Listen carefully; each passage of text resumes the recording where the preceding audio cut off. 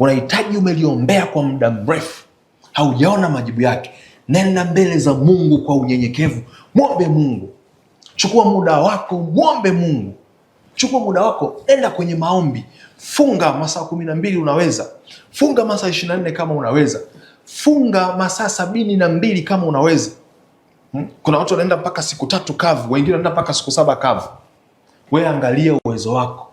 Kama ni masaa yako 12 kwa siku 3 sawa, lakini kama unaweza kwenda siku 3 kavu, nenda. Musa alipata neema naye akafunga siku 40 kwenye Biblia. Yesu alipiga 40 mchana na jioni.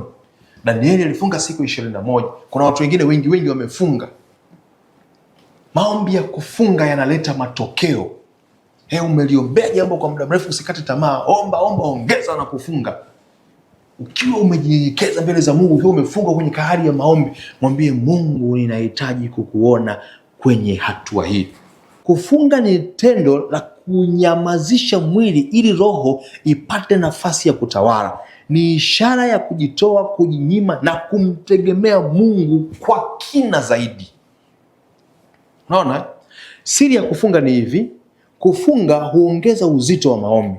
Kufunga hakumlazimishi Mungu kujibu, lakini humweka muombaji katika hali ya unyenyekevu, toba na umakini wa rohoni, hali ambayo huleta uingiliaji wa Mungu kwa nguvu. Unamsababisha Mungu ahusike na mahitaji yako kwa haraka.